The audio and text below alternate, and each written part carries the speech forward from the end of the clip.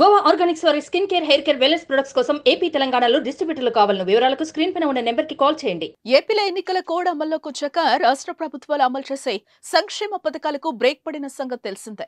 డబ్బులు జమ చేసే స్కీమ్లకు ఈసీ నో చెప్పింది. ఎన్నికల కోడ్ కంటే ముందే వివిధ సంక్షేమ పథకాలకు సంబంధించి సీఎం జగన్ బటన్ నొక్కినా డబ్బుల అకౌంట్లో పడలేదు. ఎన్నికల కోడ్ వచ్చాక డబ్బులు జమ చేయాలని ఏపీ సర్కార్ భావించగా ఈసీ దానికి ఒప్పుకోలేదు. అయితే మే 13న పోలింగ్ ముగియడంతో డబ్బుల జమకు ఈసీ గ్రీన్ సిగ్నల్ ఇచ్చింది.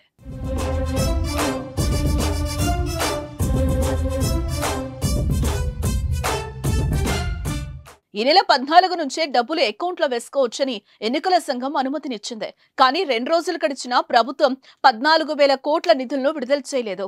ఈ డబ్బులను సోమవారం నుంచి రిలీజ్ చేసేందుకు ప్రభుత్వం సిద్ధమైనట్లుగా తెలుస్తోంది.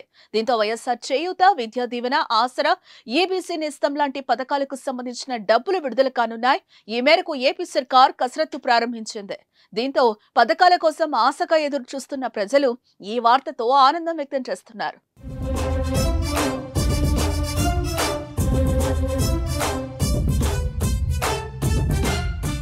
ఇక మరోసారి విజయంతో వస్తామని వైసీపీ ధీమా వ్యక్తం చేస్తోంది. ప్రజలు తమకే ఓటేశారనే ఆశాభావంతో ఉంది. తాము అమలు చేసిన సంక్షేమ పథకాలే తమకు గెలిపిస్తాయని ఫ్యాన్ పార్టీ ఆశతో ఉన్నారు. మరోవైపు కూటమి విజయం పక్కా అనే ఆత్మవిశ్వాసంతో ఉంది. మరి ఏం జరుగుతుందో చూడాలంటే జూన్ 4 వరకు ఆగాల్సిందే. మరి